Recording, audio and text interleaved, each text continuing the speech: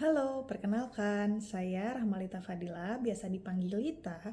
Saya adalah CPNS yang bertugas di Lembaga Pengadaan Barang Jasa Pemerintah yang saat ini sedang mengikuti pelatihan dasar CPNS Kemendagri gelombang 2 kelompok 72. Pada sinkronus agenda 1, Latsar CPNS ada 3 modul yang dibahas, yaitu wawasan kebangsaan dan nilai-nilai bela negara, analisis isu-isu kontemporer, dan kesiapsiagaan bela negara. Dalam modul analisis isu kontemporer memuat materi tentang pengelolaan konflik kepentingan dan tahapan analisis isu-isu kontemporer. Mari kita membahas terkait manajemen konflik. Manajemen konflik kepentingan diatur dalam Peraturan Menteri Pendayagunaan Aparatur Negara dan Reformasi Birokrasi Nomor 17 Tahun 2024 tentang pengelolaan konflik kepentingan. Konflik kepentingan adalah suatu kondisi pejabat pemerintah yang memiliki kepentingan pribadi untuk menguntungkan diri sendiri dan atau orang lain dalam penggunaan wewenang yang dapat mempengaruhi netralitas, kualitas keputusan, dan tindakan yang dilakukan. Pengelolaan konflik kepentingan adalah upaya yang dilakukan untuk mengelola proses pengambilan keputusan dan atau tindakan administrasi pemerintahan.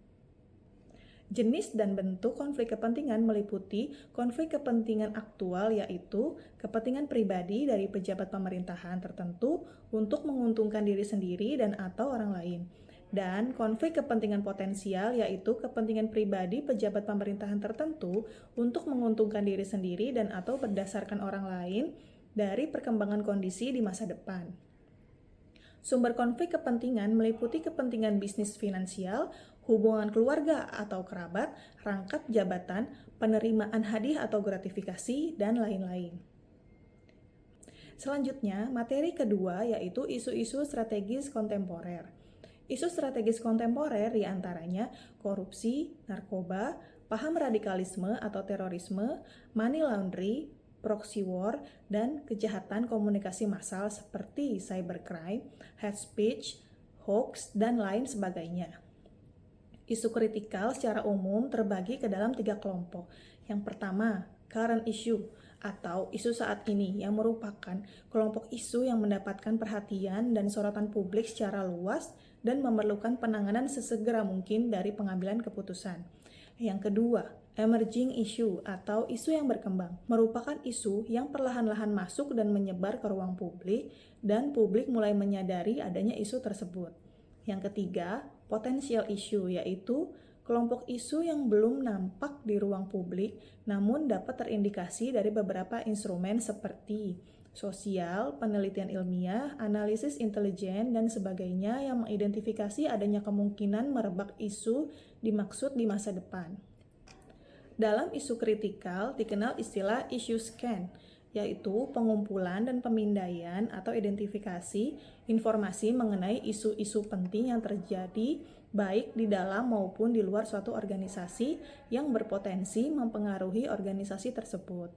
Adapun caranya itu, yang pertama, media scanning, yaitu penelusuran sumber-sumber informasi isu dari media seperti surat kabar, majalah, publikasi, jurnal profesional, dan media lainnya yang dapat diakses publik secara luas. Yang kedua yaitu existing data, dengan cara menelusuri survei, polling, atau dokumen resmi dari lembaga resmi terkait dengan isu yang sedang dianalisis. Yang ketiga, knowledgeable other professional, yaitu pejabat pemerintah, trendsetter, pemimpin opini, dan sebagainya.